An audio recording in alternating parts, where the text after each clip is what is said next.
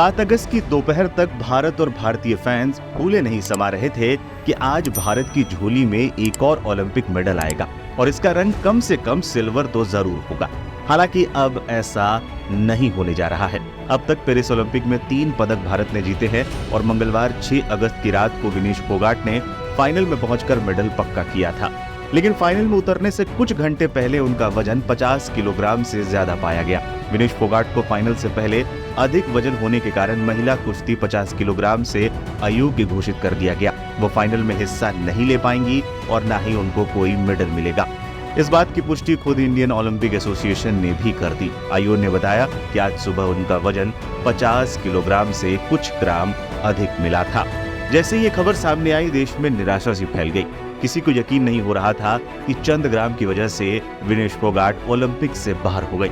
मामले पर कई प्रतिक्रियाएं भी सामने आ रही हैं। राहुल गांधी ने एक्स पर लिखा, विश्व विजेता पहलवानों को हराकर फाइनल में पहुंची भारत की शान विनेश फोगाट का तकनीकी आधार पर अयोग्य घोषित किया जाना दुर्भाग्यपूर्ण है।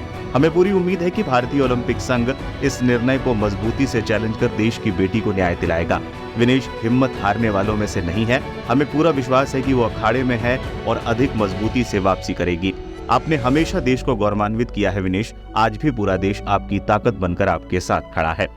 सपा प्रमुख अखिलेश यादव ने पोस्ट करते हुए लिखा, विनेश फोगाट के फाइनल में ना खेल पाने की चर्चा के तकनीकी कारणों की गहरी जांच पड़ताल हो और सुनिश्चित किया जाए कि सच्चाई क्या है और इसके पीछे की असली वजह क्या है।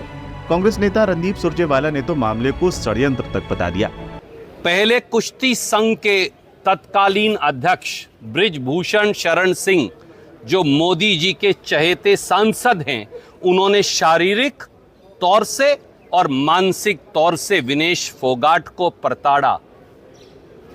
उसके बाद दिल्ली की सड़कों पर जंतर मंतर तक 140 दिन तक संघर्ष करने के बाद दिल्ली पुलिस से भाजपाइयों ने उसे घसीटवाया। उसके बाद भाजपा सरकार ने देश की उसी बेटी पर एफआईआर दर्ज करवाया। इन सब बातों के बावजूद भी हमारी बेटी विनेश फोगाट ने ना धैर्य खोया, ना शौर्य खोया, बल्कि हिंदुस्तान का तिरंगा ओलंपिक में लहरवाया। और अब तिरंगा फहराने के बाद एक षड्यंत्र के तहत उसे डिस्क्वालीफाई करवाया। मामले पर अभिनेत्री स्वरा भास्कर की भी प्रतिक्रिया सामने आई। स्वरा ने लिखा, इस 100 ग्राम अधिक वजन वाली कहानी पर कौन विश्वास करता है। मामले पर आरोप प्रत्यारोप का सिलसिला भी चल पड़ा है। शकील अख्तर नाम के एक यूजर ने लिखा, वजन देखना, जांचना, नियंत्रण में रखना मैनेजर सपोर्टिंग स्टाफ का काम होता है। पहलवान का काम केवल अपना कंसंट्रेशन बनाए रखना और लड़ना होता है। किसकी गलती है, किसका दोष, किसकी साजिश? विनेश फोगाट की बिल्कुल नहीं। उसने खुद को अखाड़े में साबित कर दिया। 100 ग्राम वजन ज्यादा कैसे हो गया? विनेश फोगाट को अखाड़े में नहीं, अखाड़े के बाहर अपने देश में ही हराने की कोशिश की गई और वहां भी साजिशें जारी हैं।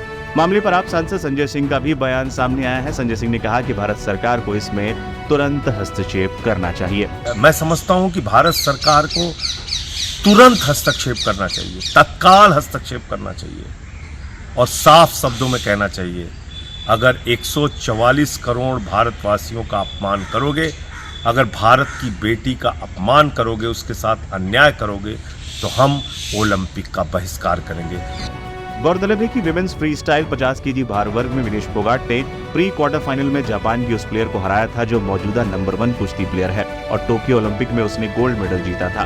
विनेश फोगाट ने जापान की यूई सुसाकी को 3-2 से हराकर इतिहास रचा था, क्योंकि वो लंबे समय से कोई भी कुश्ती मुकाबला नहीं हारी थी। इसके बाद विनेश क्वार्टर फाइनल में यूक्रेन की ओक्साना लिवाच को 7-5 से हराकर सेमीफाइनल में पहुंची थी। उन्होंने सेमीफाइनल में क्यूबा की युसलिनिस गुजमान को 5-0 से हराकर फाइनल में जगह बनाई थी। ये सारे मुकाबले 24 घंटे के भीतर खेले गए और फाइनल 7 अगस्त को खेला जाना था, लेकिन अब ये आयोजित नहीं होगा।